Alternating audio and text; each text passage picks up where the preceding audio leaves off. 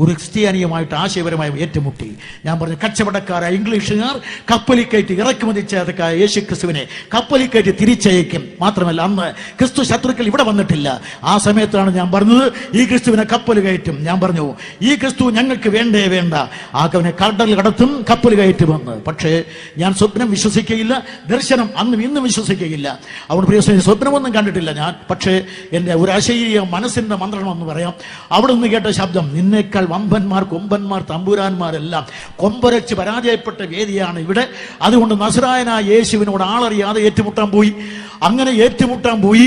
ഒരു 3 വർഷത്തെ നിരന്തരമായ സംഘടനം അതനുഭവിച്ചിട്ട് ഞാൻ വീണ്ടും ഒരിക്കൽ കൂടെ ഇതിനെക്കുറിച്ച് പര്യവേക്ഷണം നടത്തി മതിയാക്കിയിട്ട് ക്രിസ്തുവിനോട് അടിയറ പറഞ്ഞു. തച്ചനെന്ന് അതുവരെ വിചാരിച്ചു. പിന്നെ മനസ്സിലായി, ഇവൻ തച്ചനല്ല, പ്രപഞ്ചമെന്ന മഹാസൗധം പടിന്തച്ഛനാണ്. അതുവരെ ഞാൻ മറിയത്തിന്റെ മകൻ, മശിയുടെ വേശിയുടെ മകനാണ്. പക്ഷേ അവൻ മഹാദൈവമാണെന്ന് എനിക്ക് മനസ്സിലായി.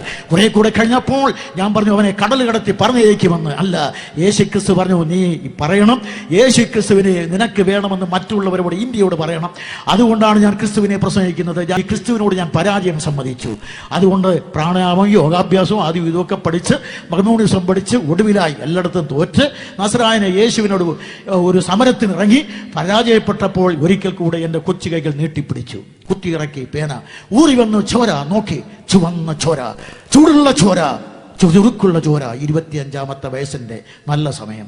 പക്ഷെ എഴുതി വെച്ചു, ജീവിച്ചാൽ ക്രിസ്തുവിനായി, പ്രവർത്തിച്ചാൽ ക്രിസ്തുവിനായി, മരിച്ചാൽ ക്രിസ്തുവിനായി. 1957 ഒടുക്കത്തെ നാളിൽ എൻ്റെ അധരങ്ങൾ നടന്നു വീണ ആ മുദ്രാവാക്യം അന്നും ഇന്നും എനിക്ക്